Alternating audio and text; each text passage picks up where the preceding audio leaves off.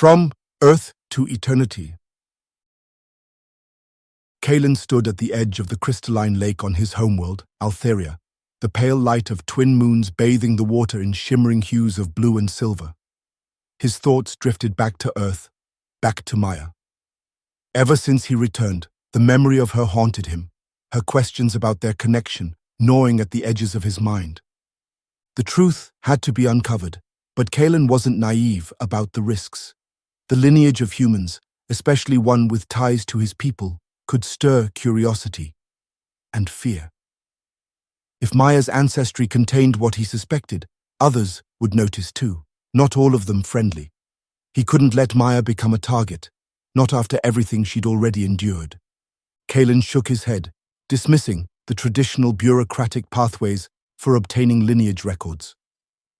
The normal routes were heavily monitored, their results automatically flagged and logged.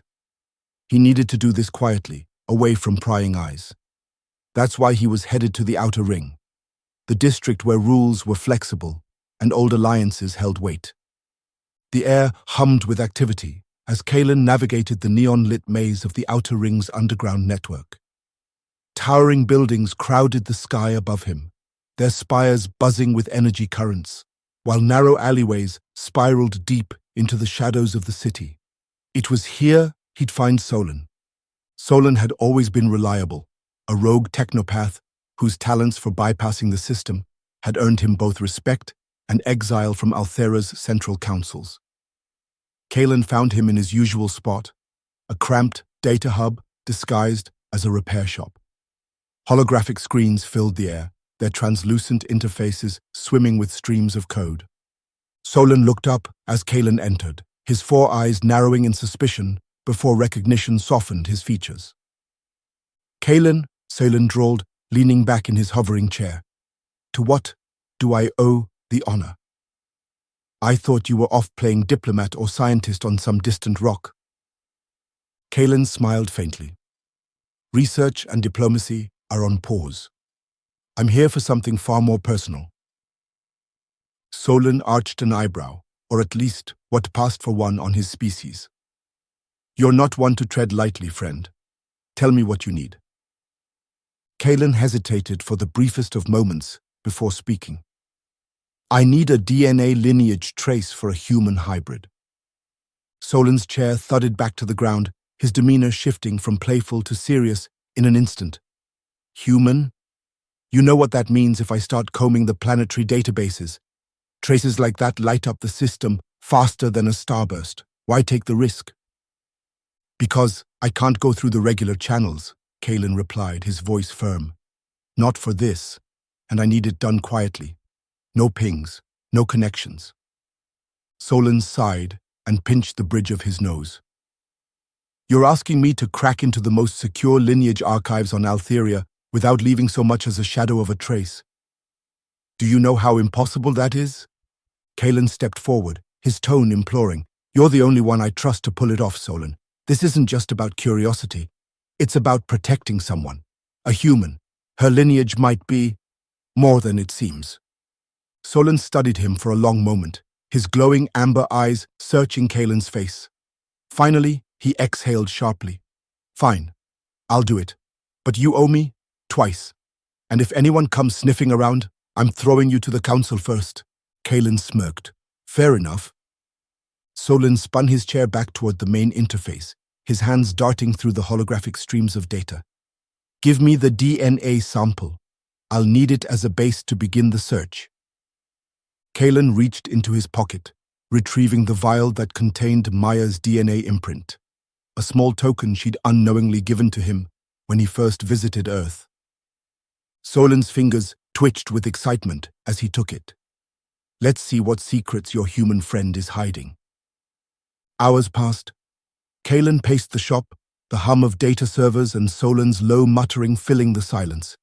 He didn't dare interrupt. The process required precision and concentration. Finally, Solon leaned back with a satisfied groan, his hands waving the holograms away. Got it, Solon announced. And you're not going to like what I found. Kalen froze. What do you mean? Solon gestured to the central screen, pulling up the results. Streams of genetic markers, ancestral charts, and glowing nodes unfolded before Kaelin's eyes. "Your human's lineage isn't just connected to Althera," Solon said, his voice low. "It's tied to the royal family." Kaelin's breath caught in his chest. "The royal family?" he repeated, stunned. Solon nodded gravely. "Second generation. Her DNA matches the royal bloodline directly. Kaelin, she's the king's daughter." The words struck Kaelin like a physical blow. He stepped closer to the screen, his eyes scanning the markers that confirmed Solon's words. Maya's genetic code carried the unmistakable signature of Althera's royal bloodline, an impossibility, or so he'd thought. "How is this possible?" Kaelin murmured, his voice barely above a whisper. Solon shook his head. "I don't know. The king's children were presumed accounted for, or lost. But this data is conclusive. Your human friend isn't just a distant relative. She's a direct heir." Kaelin's mind raced. The implications were staggering. If the council or the king discovered Maya's existence, it would send shockwaves through Althera's political structure. She would be claimed, scrutinized, or worse. "It's no accident she's alive right now, Kaelin," Solon said quietly. "The universe doesn't work like that. Someone or something wanted her protected. The question is why, and what happens when the others find out?" Kaelin clenched his fists. He already knew the answer. Maya's life would never be the same, and neither would his. Solon's fingers darted back to the controls. "I'm incinerating this," he said, holding up the sample vial. A beam of light disintegrated it instantly. "I've scrubbed all traces of the search. You know me. I'm good, Kaelin, but..." He glanced at the holograms, still flickering faintly. "Anything tied to the royal family will ping eventually, even here in the outer ring. The question isn't if they'll come knocking, but when." Kaelin nodded solemnly. Solon had done everything possible, but the shadow of Maya's truth would not stay hidden forever. "Thank you, Solon," Kaelin said quietly. "I'll take it from here." Solon didn't reply. He simply watched as Kaelin turned and disappeared into the shadows, the weight of what he'd uncovered settling on his shoulders like a shroud. The truth about Maya was out there now, and Kaelin would do whatever it took to protect her from it. Back on Earth, Maya was adjusting to her new normal. After the 3 days of rest that Kaelin had insisted upon, she ventured back out into the community of Lane. While her emerging abilities were awe-inspiring, telepathy proved to be the most challenging of all. The human mind, as she discovered, was a chaotic place. Fragmented thoughts, buried emotions, and unspoken desires created a cacophony that was almost unbearable. If she didn't rigorously practice the techniques Kaelin had taught her, stray pieces of people's thoughts would bleed into her mind. It didn't help that the folks in her hometown lived lives that mirrored the old book, Peyton Place. Secrets simmered beneath the surface, and scandals lingered like ghosts. Speaking of ghosts, Maya's clairvoyance had unlocked another startling layer of reality. She could now see beings from a different domain walking among the living. These were not alien entities, they were spirits. The realization shook her, but fascination quickly overcame fear. Amid her newfound awareness, one question lingered in her heart. Who was her father? As a child, Maya had often pressed her mother for answers, only to be met with icy silence. Her mother's refusal to discuss his identity had left a void in her life, one that Kaelin now promised to fill. He was coming back tomorrow, and he intended to tell her everything about her lineage. The night before his return, Maya decided to have dinner at her mother's house. Dr. Regina Alessia Gibson, MD, PhD, was a woman of remarkable depth and complexity, embodying a blend of grace, intelligence, and quiet power. Her presence was magnetic, and she exuded an aura of calm confidence that immediately drew people in. Regal, in both demeanor and appearance, Regina carried herself with poise, her long, meticulously maintained locks cascading like a crown down her back, a testament to her connection to her heritage and her spiritual grounding. Regina's intelligence was razor-sharp. With dual doctorates in medicine and microbiology, she was a brilliant scientist who balanced her vast knowledge with practical wisdom. Pragmatic by nature, she was a woman who understood the world as it was, yet still believed in its potential for transformation. Her insights into people and situations were almost unnervingly accurate, driven by a finely tuned intuition that allowed her to see beyond the surface. Yet Regina was more than a scientist or strategist. She was deeply spiritual. Her spirituality was not performative, but lived, an unshakable belief in the interconnectedness of all things, which guided her decisions and imbued her actions with compassion and purpose. Her empathy extended to those around her, and she had a way of making others feel seen and understood without losing sight of her own boundaries. Honesty was one of Regina's defining traits, though she wielded it tactfully. She could deliver even the harshest truths with a disarming gentleness, a skill that made her both respected and admired.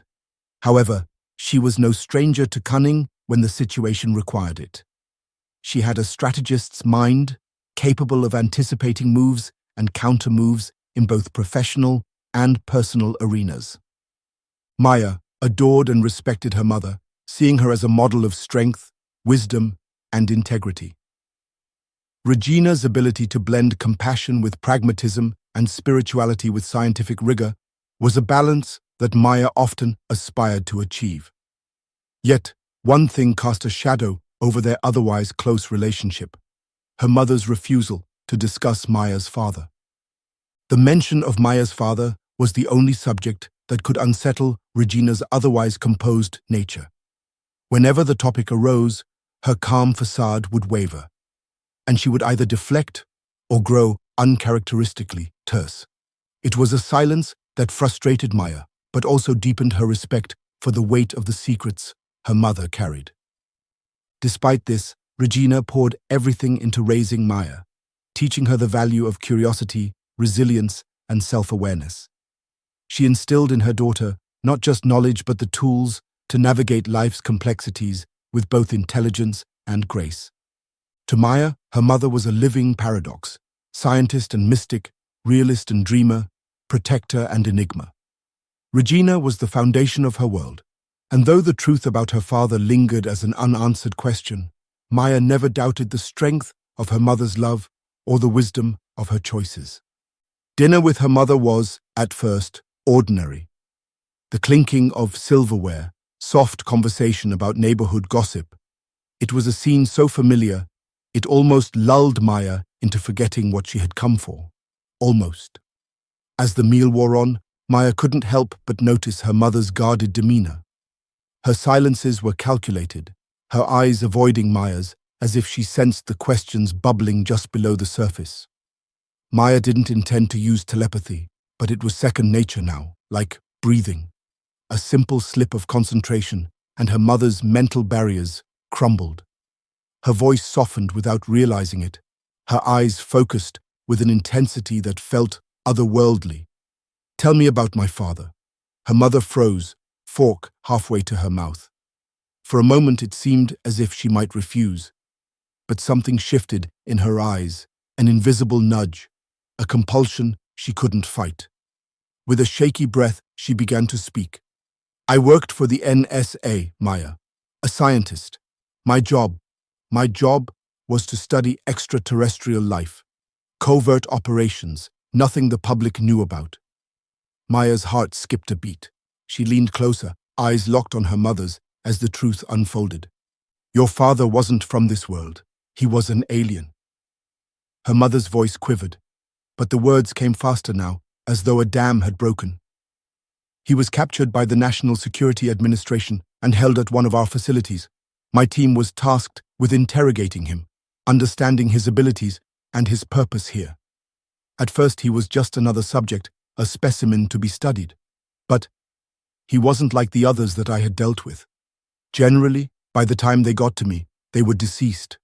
He wasn't violent or hostile, and he was humanoid even though he didn't have the same internal biological structure as Homo sapiens.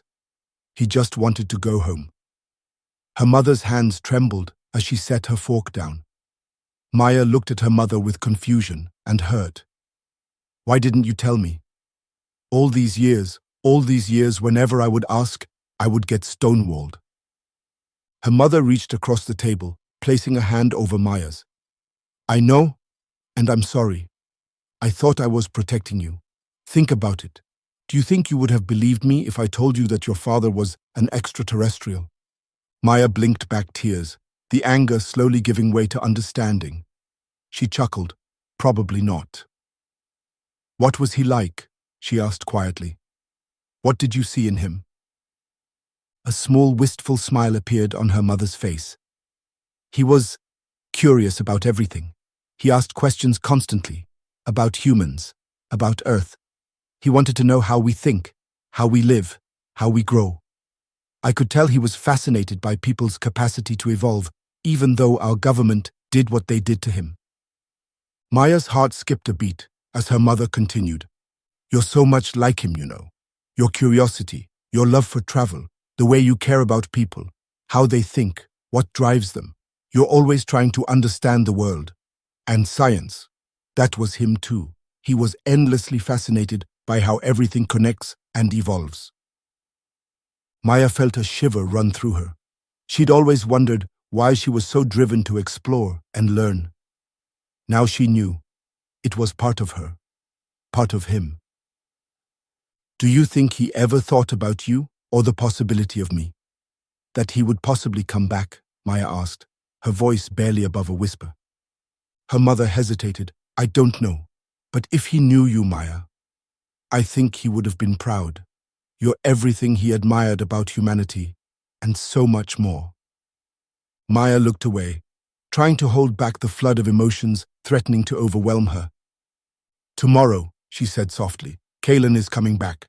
He says he's going to tell me about my lineage, about where I come from.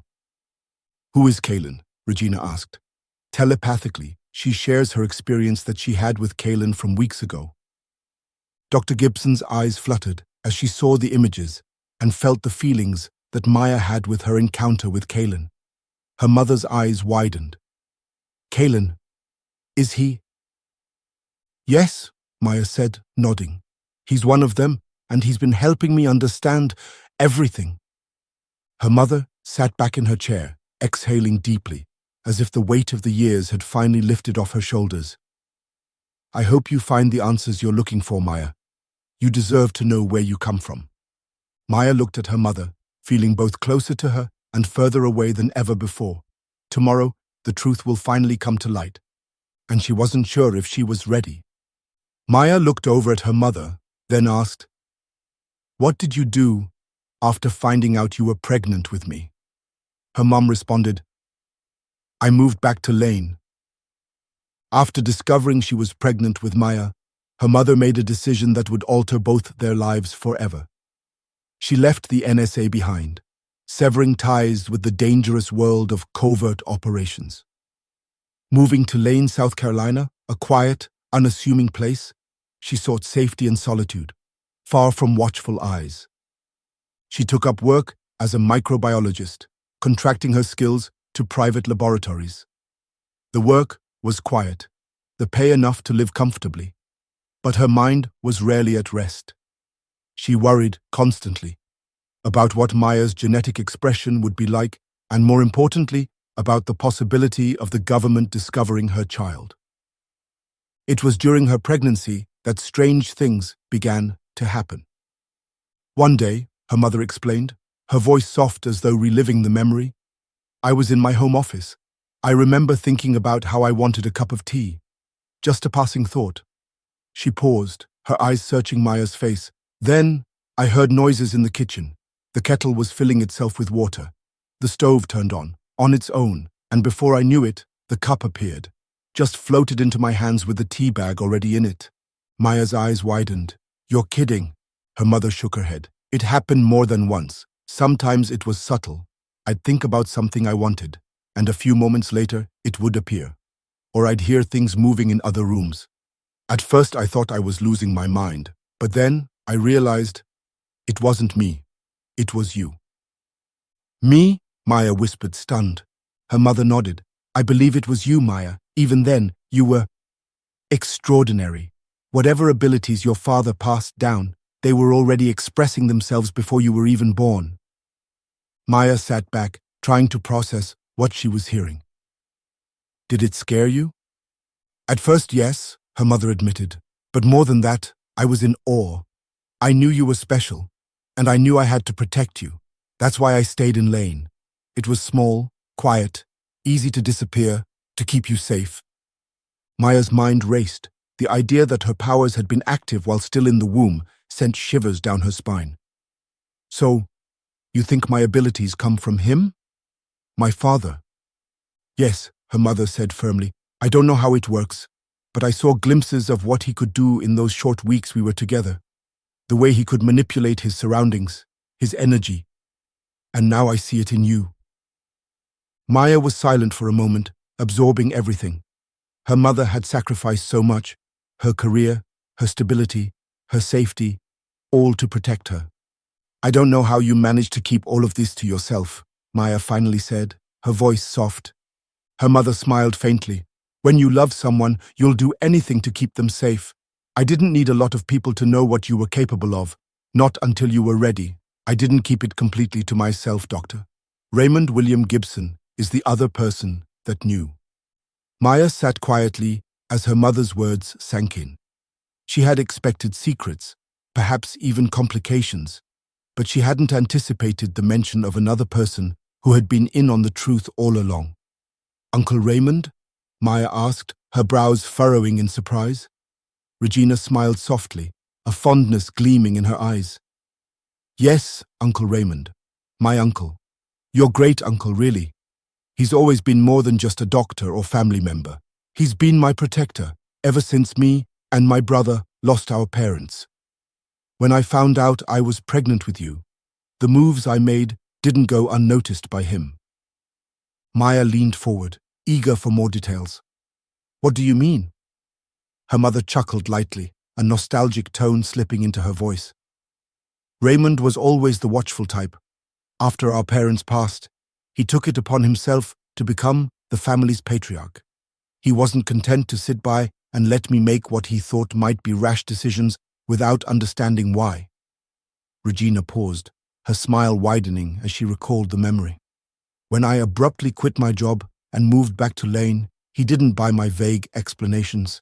He assumed I was trying to escape something, maybe a stalker or an ex-boyfriend gone rogue. Whatever the reason, he decided to step in. Maya raised an eyebrow. Sounds like Uncle Raymond wasn't one to mind his own business, Regina laughed. Oh, he's never been one for minding his own business. He's a small-town doctor, after all.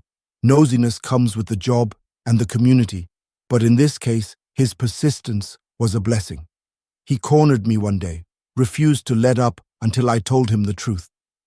Maya's eyes widened. You told him everything?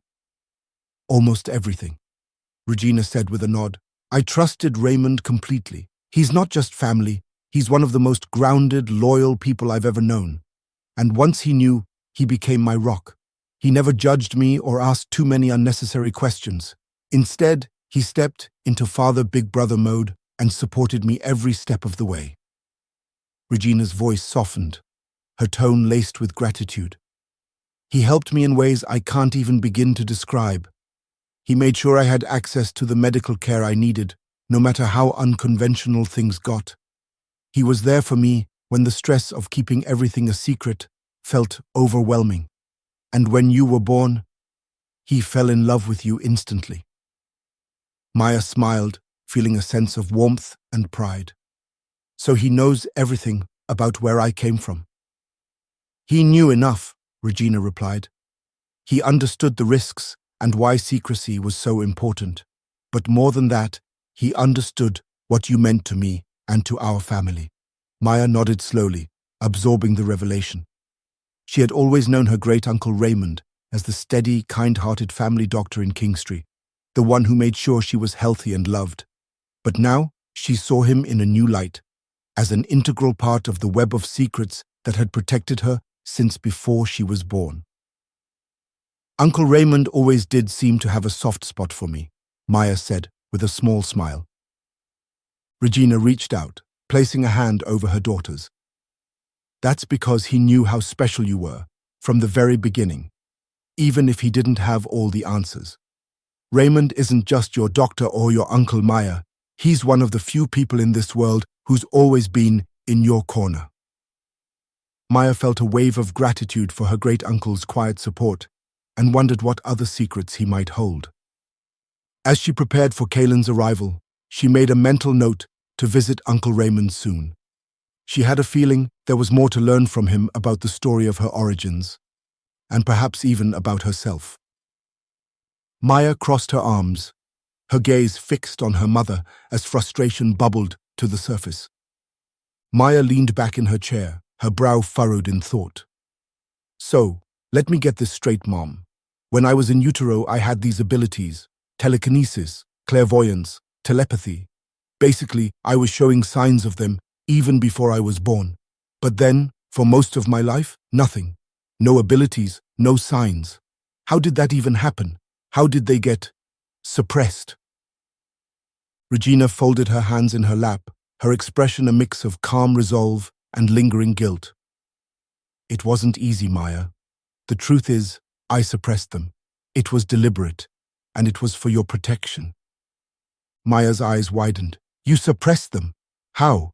Was it like some sort of medical procedure? Regina shook her head gently, her tone becoming more clinical. No, nothing like that. When I was pregnant with you, I realized that your abilities weren't just a fluke or an occasional occurrence. They were constant. Objects would move on their own, lights would flicker, and sometimes I'd even hear whispers of your thoughts. It was beautiful, but it was also overwhelming. It made me realize how extraordinary and vulnerable you would be in a world that isn't kind to the extraordinary. Maya frowned. So, what did you do? I developed a serum, Regina said simply, her gaze steady. A serum? Maya repeated, incredulous. You drugged me? Regina raised a hand to calm her. It wasn't like that, Maya. I was a scientist. I understood the risks of your abilities drawing attention, not just from curious neighbors, but from people who might see you as a threat or a tool. I didn't want you to live your life under scrutiny or in danger. The serum was designed to temporarily suppress the genetic expressions responsible for your abilities. Okay, fine. You made a serum to suppress my abilities, but what I don't understand is why you didn't just give me the antidote once I was older. Why let me go all this time thinking I was just normal when you could have prepared me for all of this? Regina sighed, her expression shifting to one of deep contemplation. Maya, I didn't give you the antidote because I wasn't sure I could guide you through the process of using your abilities. Suppressing them was one thing, but unlocking them was something else entirely. You were extraordinary, even before you were born, and no one I knew, especially here in the Western world, had the knowledge or experience to help you harness those abilities. I didn't want to risk unleashing something in you that neither of us could control. Maya frowned, a flicker of confusion crossing her face. So, what? You just gave up on finding someone who could help? Regina shook her head firmly. Of course not. I spent years looking for someone who could guide you. In fact, those trips we took to the Far East when you were younger, those weren't just vacations. I was searching for teachers, people who might understand what you were capable of. I'd heard stories about certain spiritual masters in countries like Tibet, India, and China, people who had knowledge of abilities that sounded similar to yours. But my contacts in those regions were few and far between, and the ones I did manage to find were reluctant to help. Maya raised an eyebrow. Reluctant? Why? Regina's voice softened, a hint of regret lacing her words. Because you weren't native to their culture. Many of these teachers had traditions and lineages that had been carefully guarded for generations. Teaching someone like you, a foreign child, was seen as a risk. They worried about cultural boundaries, secrecy, and whether their methods would even work on someone like you. Maya tilted her head, her curiosity piqued. So, all those times we went to temples and monasteries, and you were so insistent on me meditating or sitting with monks. I was trying to see if anyone would take you in as a student, Regina admitted. Some of them were kind and welcoming, but when it came to teaching you, there was always resistance. I understood their reasons, but it didn't make it any less frustrating. Maya leaned back in her chair, her arms loosening as her mother's words began to sink in. So, you weren't just trying to hide my abilities. You were trying to find a way to help me learn how to use them? Regina nodded, her gaze steady. Exactly. I didn't want to suppress them forever, Maya. But I also didn't want to unleash them recklessly, without knowing how to guide you. I knew that your abilities were a gift, but they were also a responsibility, one I wasn't fully equipped to handle on my own. And the truth is, I didn't want to hand you over to just anyone. I needed to find someone I could trust, someone who could see you for who you are, not just what you could do. Maya's voice softened. And you never found anyone? No, Regina said, her tone heavy with regret. Not in time anyway. That's why I didn't give you the antidote. It wasn't about keeping you in the dark. It was about protecting you until I could find someone who could truly help. And now you've shared that Kalen, who most likely came from your father's planet, happened to find you. Or you found each other. It's so amazing to me. He's the teacher I was searching for all those years, and it seems as if infinite intelligence has created a way. What prompted you to help my father? I saw him for who he was, a being, a person, with hopes and fears. I couldn't stand by while they kept him in that cage, waiting for him to die. That's what we did back then. That is practice that I believe the government does now. If we couldn't control them, we let them waste away. How did he escape? Maya whispered, hanging on every word. Her mother looked at her with a mixture of shame and pride. We planned it together. We communicated the plan to each other telepathically. One of his abilities was cloning. He could replicate his body, make it look dead.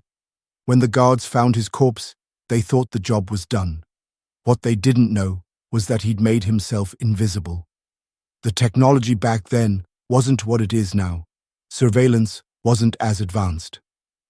Maya's mother paused, her gaze distant. He followed me home.